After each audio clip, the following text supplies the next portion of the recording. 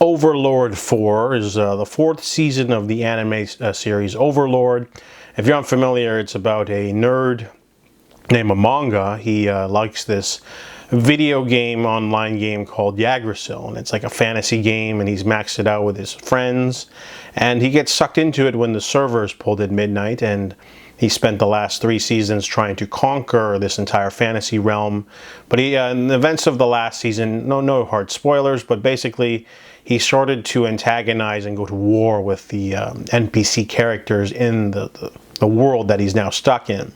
So season 4 starts with him recreating E-Rantel into the Sorcerer Kingdom and declaring himself the Sorcerer King. And the minutiae of the running a kingdom in the first episode is kind of boring, but we're sort of getting caught up to what everyone's doing.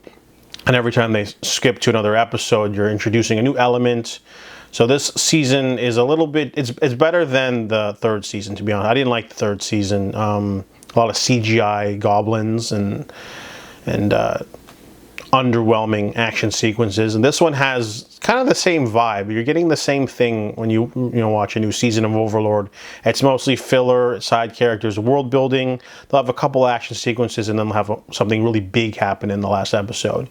But so far, nothing really compares to the amazing duel between Shaltir, Bloodfallen, and Ainz Ooal Gown from the first season. It's just literally like a 40-minute magical duel, which they really haven't been able to top that in the series, to be honest. And this season has some action. There's like a duel between Ainz and the Warrior King. He's like a large troll. So there's some world building with that. They introduce some dragons, and that's not really much action either.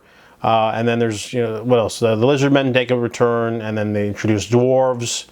Oh yeah, so Shaltir has supposed to have a really great sequence where she's taking on an army of like these beast men of sorts, and it's just the worst animation. It's just her kind of swinging her pipette lance, and like in the background, it was just so awful. I mean, I really like Shaltir, and I wanted to see her do some cool stuff. And the opening titles has her doing something, but that's not in the show, which sucks.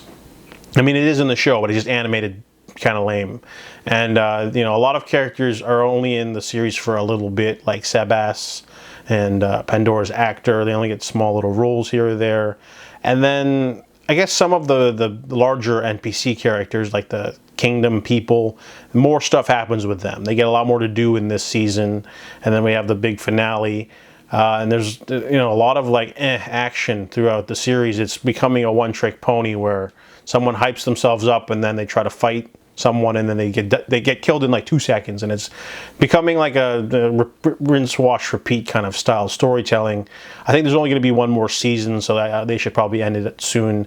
But of course, I think the highlight of this season has to be the mysterious knight in armor that shows up in the finale and gives Ainz a little bit of a fight, and could be a new player, like an actual player, because they've been mentioning, he's looking for other players in this world, and he hasn't been able to find any, but he finally finds, someone who's as powerful as he is, and it's definitely an interesting thing.